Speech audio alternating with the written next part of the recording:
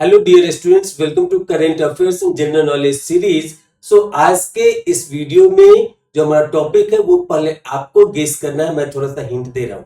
तो जैसे भी आप किसी मॉल में जाते हैं, किसी मार्केट में जाते हैं, किसी दुकान में जाते हैं कोई सामान खरीदने के लिए, तो वहां पे आपको रुपया नोट देना पड़ता है या फिर आप क्रेडिट कार्ड या फिर डेबिट कार्ड से भी शॉपिंग करते हैं।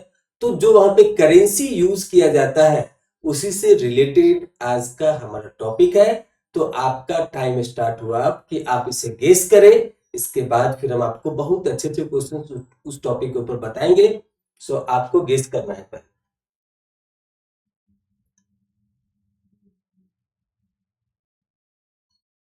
तो बच्चों, आज का टॉपिक है very surprising and most important for all the competitive exam, that is the Reserve Bank of India, जिसे हिंदी में भारतीय रिजर्व बैंक भी बोलते हैं। तो इस टॉपिक के ऊपर हम आज बहुत ही इंपोर्टेंट क्वेश्चन करने वाले हैं और उसके आंसर भी आपको बताएंगे।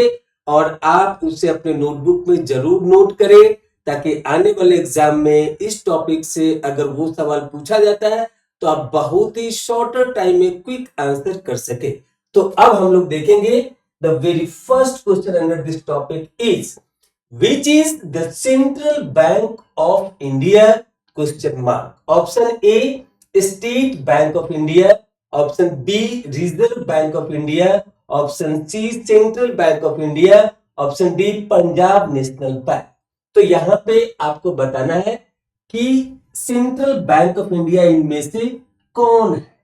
तो कई बार लोग देखते हैं कि अरे सर, ऑप्शन सी में तो सेंट्रल बैंक ऑफ इंडिया दिया हुआ है, आप उसी के बारे में पूछ रहे हैं। तो मैं यहाँ पे पूछ रहा हूं आपसे, भारत सरकार का सेंट्रल बैंक ऑफ इंडिया कौन है? तो यहाँ पे उसका राइट आंसर होगा option B Reserve Bank of India. बाकी बैंक जो आपको दिख रहा है, ऑप्शन ए में State Bank of India, option C में Central Bank of India, option D Punjab National Bank, ये सारे कॉमर्शियल बैंक है जहां पे पब्लिक अपना लेन देन जमा करता है, निकासी करता है। लेकिन ये रिजर्व बैंक ऑफ इंडिया ये सेंट्रल गवर्नमेंट का होता है। यहाँ पे पूछा गया सेंट्रल बैंक ऑफ इंडिया क्या है, तो reserve Bank of India is the right answer for this question. अब देखते हैं next question. When the Reserve Bank of India was established, question mark. Option A 1935, option B 1947, option C 1949, option D 1958। तो मैं थोड़ा सा आपको hint दे रहा हूं कि रिजर्व बैंक ऑफ इंडिया का एस्टेब्लिशमेंट ब्रिटिश के टाइम में ही हो चुका। तो बच्चों, मैं यहां पर आपको बता दूं कि रिजर्व बैंक ऑफ इंडिया के एस्टेब्लिशमेंट के लिए उसके लिए पहले एक्ट लाया गया था। उस एक्ट को बोलते हैं reserve Bank of India act 1934। उसके तहत रिजर्व बैंक ऑफ इंडिया का एस्टेब्लिशमेंट हुआ था 1 अप्रैल 1935। So option A is the right answer for this question. आप डेट भी याद रख सकते हैं, 1 अप्रैल 1935। एक्ट क्या था? तो reserve Bank of India act 1934 के तहत रिजर्व बैंक ऑफ इंडिया की स्थापना हुई थी 1 अप्रैल 1935 में। Next, in beginning where was the headquarter of the Reserve Bank of India, question mark. Option A Delhi, option B Mumbai, option C Kolkata, option D Chennai. तो बच्चों, मैं यहाँ पे बता दूं कि शुरुआती के दौर में, यहाँ पे पूछा गया इस क्वेश्चन में इन बिगनिंग, शुरुआती के दौर में जब स्थापना हुआ था तो रिजर्व बैंक ऑफ इंडिया का हेडक्वार्टर कहां था वो आपको बताना है। तो बच्चों, मैं बता दूं यहाँ पे कि शुरुआती दौर में जब रिजर्व बैंक ऑफ इंडिया की स्थापना हुई थी तो ये उस समय में कोलकाता में था। So option C is the right answer for this question. Reserve Bank of India का शुरुआती दौर में जब उसकी स्थापना हुई थी उस समय में उसके हेडक्वार्टर थे कोलकाता। अब इसके बाद हम देखेंगे नेक्स्ट। तो next is in which year headquarter of the Reserve Bank of India was transferred from Kolkata to Mumbai, question mark. Option A 1935, option B 1936, option C 1937, option D 1949। तो यहां पे इस क्वेश्चन में आपको पता चल रहा होगा कि पहले रिजर्व बैंक ऑफ इंडिया का हेडक्वार्टर था कहां पे, कोलकाता में। बाद में ये ट्रांसफर होके मुंबई में शिफ्ट कर दिया गया और आज भी प्रेजेंट में भी रिजर्व बैंक ऑफ इंडिया का हेडक्वार्टर कहां है, मुंबई है। तो वो कब लाया गया है वो आपसे पूछा गया है। तो आपको मैं थोड़ा सा हिंट दे रहा हूं कि ब्रिटिश के टाइम में ही लाया गया। तो आप बोलेंगे सर 1935, 36, 37 ये सारे टाइम में तो ब्रिटिश यहाँ पे थे। सो इसका राइट आंसर क्या होगा, तो इसका राइट आंसर है 1935 में तो एस्टेब्लिशमेंट हुआ था। वो कहां हुआ था, कोलकाता में हुआ था। ये मुंबई कब ट्रांसफर हुआ, तो इन द ईयर ऑफ 1937। ये याद रखिए 1937 में रिजर्व बैंक ऑफ इंडिया का हेडक्वार्टर कोलकाता से मुंबई ट्रांसफर किया गया और आज भी रिजर्व बैंक ऑफ इंडिया का हेडक्वार्टर कहां है, तो मुंबई में ही है। उनके ब्रांचेस बहुत सारे शहर में, लेकिन हेडक्वार्टर की बात की गई है तो हेडक्वार्टर मुंबई में। Next, in which year the Reserve Bank of India becomes nationalised, question mark. Option A 1935, option B 1936, option C 1937, option D 1949। तो इस क्वेश्चन में पूछा गया है कि रिजर्व बैंक ऑफ इंडिया, जिसे हम लोग भारतीय रिजर्व बैंक भी बोलते हैं, इसका राष्ट्रीयकरण कब हुआ था। इसका मतलब क्या है कि इस राष्ट्रीयकरण होने से पहले ये क्या था, प्राइवेट था, प्राइवेट ओनली बॉडी था, वहां पे प्राइवेट स्टेक होल्डर थे। तो 1949 में रिजर्व बैंक ऑफ इंडिया को नेशनलाइज किया गया। तो इस क्वेश्चन का राइट आंसर होगा ऑप्शन डी। ये बहुत ही इंपॉर्टेंट क्वेश्चन है कि किस साल नेशनलाइज किया गया रिजर्व बैंक ऑफ इंडिया को, तो 1949 में। अब कभी भी इस चीज को नहीं भूल सकते। नेक्स्ट, व्हाट इज और are the major functions executed by the Reserve Bank of India, question mark. Option A managing countries currency, option B formulation of monetary policy, option C monitoring the working of banking system in India, option D all of the above. तो यहां पे आपको बताना है कि reserve Bank of India, जिसे short form में हम लोग आरबीआई भी बोलते हैं, इनका मेजर काम क्या है। तो बच्चों में बता दूं कि हमारे देश में जितनी भी करेंसी चलती है, नोट चलती है, तो उसका management basically reserve Bank of India के द्वारा किया जाता है। इसका मतलब है कि ये स्टेटमेंट सही है। ऑप्शन बी में क्या, formulation of monetary policy. So government का जो भी मॉनेटरी पॉलिसी है वो उसका फॉर्मुलेशन होता है, उसे बनाया जाता है, उसे तैयार किया जाता है, उसे पास किया जाता है from RBI, reserve Bank of India. उसके बाद हमारे देश में जितने भी बैंक्स हैं, आपने बहुत सारे बैंक का नाम सुना होगा, HDFC Bank, State Bank of India, Punjab National Bank, Bank of Baroda. So हर एक बैंक को रेगुलेट करने के लिए एक रेगुलेटरी की जरूरत होती है और वो है रिजर्व बैंक ऑफ इंडिया, जो उनके हर एक काम को मॉनिटर करता है। बैंक अपने ग्राहक के साथ मनमानी नहीं कर सकता है। जो भी उन्हें गाइडलाइन दिया जाता है आरबीआई के तहत, उसी के तहत वो बैंक खोलते हैं और अपने पब्लिक को सर्विसेज देते हैं। तो इसीलिए यहां पे दिया गया monitoring the working of banking system in India. Bharat में जितने भी प्राइवेट बैंक हो या फिर सरकारी बैंक हो, जो भी बैंक है वो सभी को आरबीआई का रूल फॉलो करना पड़ता है। आरबीआई पॉलिसीज बना के देती है उन्हें और वो सबको फॉलो करना पड़ता है। और यहाँ पे फिर ऑप्शन डी में क्या है, ऑल ऑफ द एबव। इसका मतलब कि यहाँ पे एबीसी तीनों सही है। तो हमने जैसा कि बताया कि एग्जाम में एमसीक्यू होता है, वहां पे एक ही ऑप्शन सही होता है। तो यहाँ पे अगर आप चारों पे टिक मार देंगे तो आपका वो क्वेश्चन का जो रिवॉर्ड है वो खत्म हो जाएगा।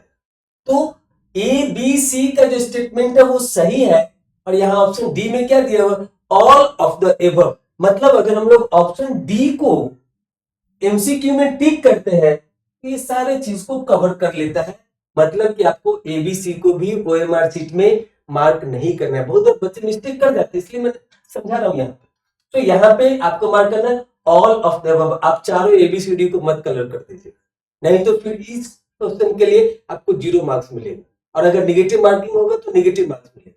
तो यहाँ पे ऑप्शन डी में क्या, ऑल ऑफ द अबव, तो इसमें ऑप्शन डी में एबीसी तीनों के स्टेटमेंट को कवर कर लिया। तो आपको जो वहां पे कलर करना सिर्फ option D, that is the right answer for this question. अब देखेंगे नेक्स्ट मजेदार question, who issues the currency notes in India, question mark. Option A state Bank of India, option B government of India, option C reserve Bank of India, option D central Bank of India. तो यहां पे आपसे पूछा गया who issues the currency notes in India. Bharat में जो भी आप नोट रुपया जो बोलते हैं उसको जो आप यूज करते हैं उसकी छपाई कौन करता है।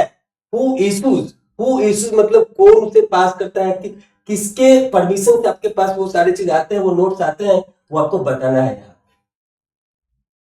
Who issues the currency notes in India. मैं यहाँ पे 2-3 इंपोर्टेंट पॉइंट्स भी आपको बताने वाला हूं, इसीलिए ये क्वेश्चन बहुत ही इंपोर्टेंट है। तो यहाँ पे अगर ऑप्शन के हिसाब से जाएंगे तो जो भी करेंसी आज के डेट में most of the works is happening by the use of UPI. So UPI से करते हैं, क्रेडिट कार्ड से करते हैं, डेबिट कार्ड से करते हैं, लेकिन अभी भी नोट का चलन खत्म नहीं हुआ है। Trend of currency still existing in India. तो आज भी हम नोट्स यूज करते हैं 500 का, 200 का, 100 का, 20 का, 50 का। तो वो सारे नोट जो इशू होता है वो किसके द्वारा इशू होता है, तो वो होता है basically reserve Bank of India के द्वारा। So option C is the right answer for this question. और मैं यहाँ पे आपको बताना चाहता हूं, आपको नोट भी दिखाना चाहता हूं। तो यहाँ पे रिजर्व बैंक ऑफ इंडिया आप देखेंगे, ये नोट्स है 500 रुपीज का।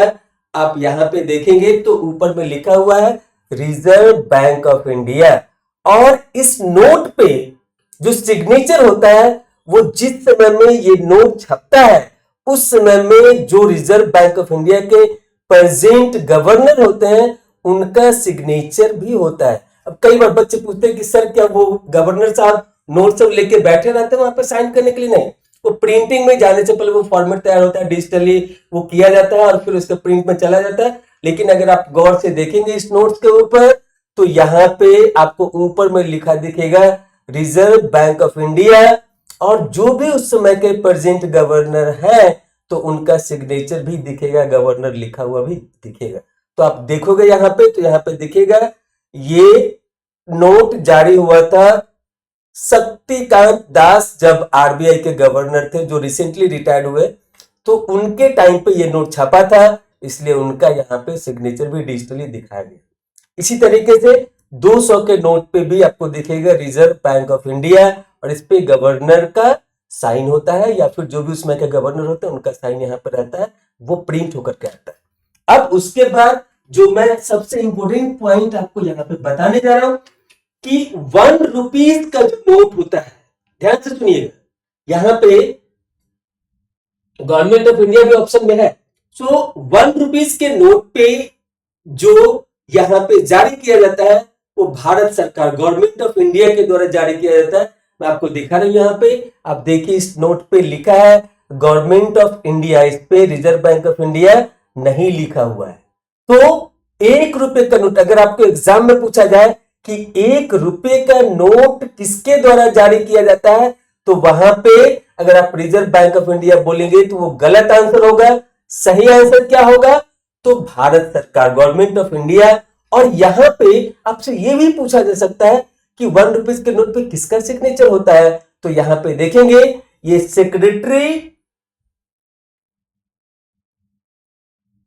सेक्रेटरी फिनेंस मिनिस्टर का, सेक्रेटरी ऑफ फिनेंस मिनिस्ट्री का यहाँ पे सिग्नेचर होता है, उनका नाम यहाँ पे लिखा रहता है, और ये भारत सरकार के द्वारा जारी किया जाता है। ना कि रिजर्व बैंक ऑफ इंडिया के द्वारा। So again I am saying that 1 rupees note is issued by not Reserve Bank of India, it is issued by Government of India, where the signature is given here as a Secretary of Finance Minister. Secretary of Finance Minister का यहाँ पे signature होता है। तो ये बहुत ही important points है और ये नोट्स बहुत ही रेयरली आपको देखने के लिए मिलेगा आज के डेट में। अगर आपके पास है तो आप इसे संभाल के जरूर रखना, इसे खर्च नहीं करना।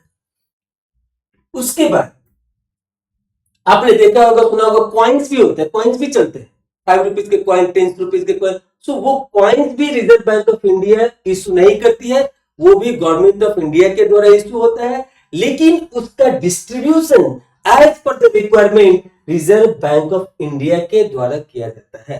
तो यहाँ पे करेंसी के बारे में बहुत सारी बातें हमने आपको बता दी। आप अपने नोट्स में इसे जरूर लिखिए ताकि आपको रिवीजन करने के टाइम पे ये सारी बातें रिकॉल हो जाए और आपको अच्छे से याद रहे। इसीलिए हमने इन सारे नोट्स को यूज करके आपको प्रैक्टिकली दिखाया है कि आप कहां पे देख सकते हैं इन चीजों को। अब देखेंगे अगला question, Who was the first governor of the Reserve Bank of India? Question mark. Option A, Sir Osborne Smith. Option B, Sir James Bird Taylor. Option C, Sir C.D. Deshmukh. Option D, Sir Benegal Ramarao.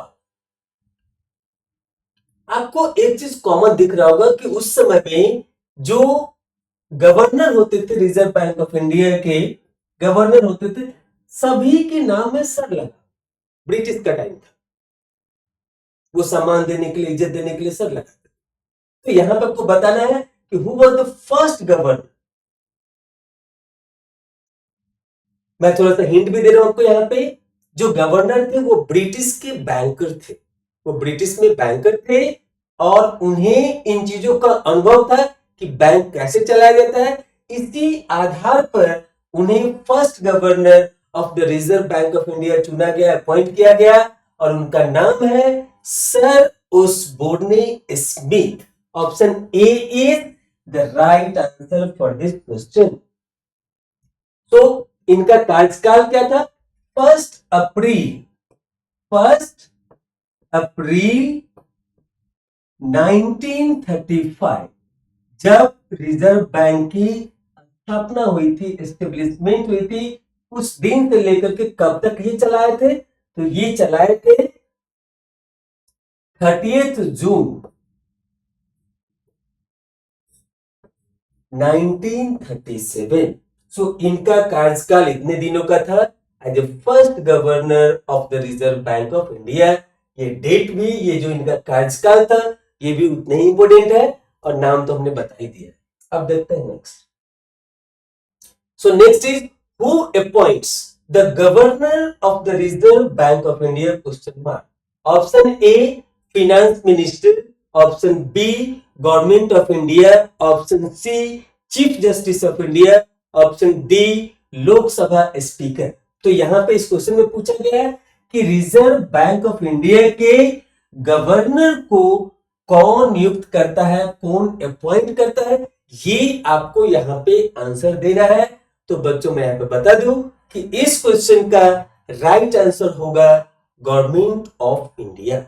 Option B is the right answer for this question. अब देखते हैं next. Who is the newly appointed governor of the Reserve Bank of India in दिसंबर 2024? Question mark. Option A, Sanjay Malhotra. Option B, Shaktikanta Das. Option C, Urjit Patel. Option D, Raghuram Rajan. तो बच्चों आपको यहां पे बताना है, अभी हाल ही में ये questions as a current affairs भी आपसे पूछा जा सकता है कि हाल ही में दिसंबर के 2024 में रिजर्व बैंक ऑफ इंडिया के न्यू गवर्नर अपॉइंट हुए हैं, उनका नाम क्या है, ये आपको बताना है। तो उससे पहले मैं आपको बता दूं कि बच्चों आपसे ये भी पूछा जा सकता है कि रिजर्व बैंक ऑफ इंडिया के गवर्नर का टेन्योर क्या होता है, वो कितने साल के लिए अपॉइंट किए जाते हैं। तो बच्चों मैं यहाँ पे बता दूं कि उनका जो ड्यूरेशन होता है, टेन्योर जो होता है, ऑफिशियली जो उनका टेन्योर दिया गया है वो 3 साल, 3 इयर्स का होता है। उसके बाद फिर उसे रिव्यू किया जाता है और फिर से रीअपॉइंट भी किया जा सकता है। तो अभी जो रिसेंटली दिसंबर में 10 दिसंबर 2024 को जो पहले हमारे, इससे पहले जो प्रेजेंटली है उनसे जस्ट पहले, मतलब कि अभी जो हमको reserve Bank of India newly appoint किया गया है वो है 26। इसका मतलब इससे पहले 25th governor of reserve Bank of India कौन थे? शक्तिकांत दास, जो 2 टेन्योर सर्व किए।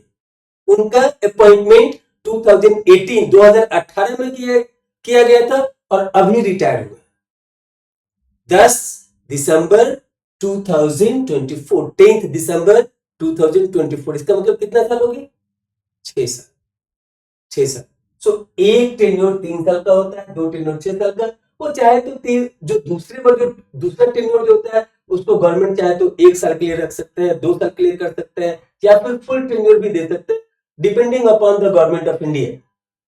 तो वहां पे जो, अगर आपसे एग्जाम में पूछे कि governor of reserve Bank of India का टेन्योर कितने दिन का होता है, तो आपको आंसर करना है 3 साल। एज पर द रिक्वायरमेंट ही और she can be reappointed also. अब उसके बाद मैं दूसरा इंपोर्टेंट इंफॉर्मेशन आपको देना चाहता हूं, यहां पे वो काफी इंपोर्टेंट है।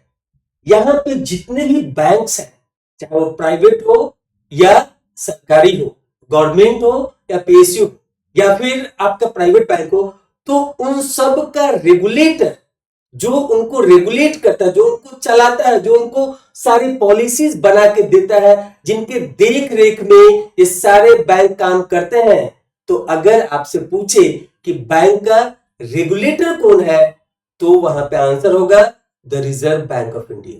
सो रिजर्व बैंक ऑफ इंडिया ये रेगुलेटर की तरह भी काम करते हैं। Regulatory of bank, regulatory of, ये बैंक का मतलब गवर्नमेंट प्राइवेट सब। तो आपको 2 एक्स्ट्रा इंफॉर्मेशन यहां पे दिए। एक कि गवर्नर का टेन्योर होता है 3 साल का, ये भी आपसे पूछा जा सकता है। और बैंक का रेगुलेटर कौन होता है, तो वो होता है रिजर्व बैंक ऑफ इंडिया। तो यहां पे आपको बताना है कि जो अभी न्यूली अपॉइंटेड गवर्नर है उनका नाम क्या है। तो बच्चों उनका नाम है Sanjay Malhotra. Option A is the right answer for this question. So इनका अपॉइंटमेंट हुआ है 11 दिसंबर 2024। 11 दिसंबर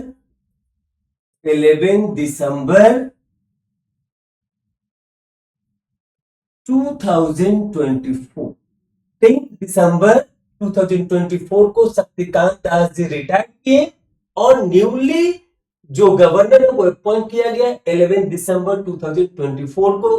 डेट भी पूछा जा सकता है। तो नाम हमने बता दिया संजय मल्होत्रा, डेट भी हमने बता दिया।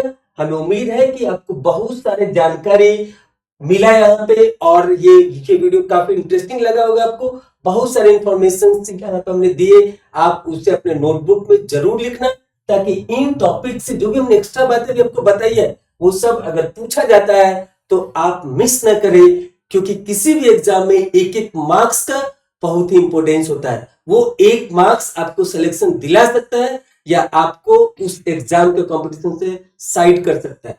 सो एक एक मार्क्स बहुत इंपॉर्टेंट होता है। आप जीके पे स्पेशल फोकस जरूर करें, और हमारे सारे वीडियो जितने भी हमने दिए हैं, अभी रिसेंटली आरएमएस का एग्जाम हुआ था उसमें नॉर्थ ईस्ट इंडिया का जो वीडियो हमने बना कर दिया था उससे डायरेक्टली एक क्वेश्चन आया था, और वो था अरुणाचल प्रदेश के ऊपर।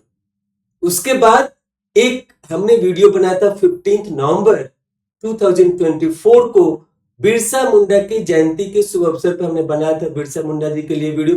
उस क्वेश्चन से वहां से उस वीडियो से भी एक क्वेश्चन डायरेक्टली पूछा गया था। तो आप इन सारे क्वेश्चन को हल्के में डालें आप इसे बहुत ही सीरियसली अपने नोटबुक पे नोट करें, ताकि यहां से कोई भी क्वेश्चन पूछा जाए तो आपको सेकेंड थॉट आपके दिमाग में क्रिएट ना हो, आप तुरंत वहां क्वेश्चन देखें और आंसर करें। तो आपके टाइम को बचाएगा। अगर वहां पे 25 में या फिर जो भी क्वेश्चन पूछा जाता है उसमें ज्यादा से ज्यादा क्वेश्चन अगर यहाँ से पूछे जाता है तो आपका टाइम बहुत ज्यादा सेव होगा। वो टाइम को आप दूसरे क्वेश्चन को सॉल्व करने में यूज कर सकते हैं। तो अब है, हमने 10 क्वेश्चन यहाँ पे बता दिए, सारे इंपोर्टेंट पॉइंट्स भी बता दिए। अब है आपकी बारी, टेस्ट योरसेल्फ। तो यहाँ पे क्वेश्चन क्या है, who was the first Indian governor of the Reserve Bank of India? Option A sir CD Deshmukh, option B sir Benegal Ramarao, option C KG Ambegaonkar, option D PC Bhattacharya. तो आप यहाँ पे ध्यान देना, बहुत बार बच्चे जल्दीबाजी में रहते हैं और गलत करके आ जाते हैं एग्जाम। हमने इससे पहले आपको बताया था, पूछा था वहां पे क्या, first governor of the Reserve Bank of India, लेकिन यहां पर हमने क्या वर्ड यूज किया, फर्स्ट इंडियन गवर्नर, मतलब भारतीय मूल के पहले governor reserve Bank of India के कौन थे, ये आपको बताना।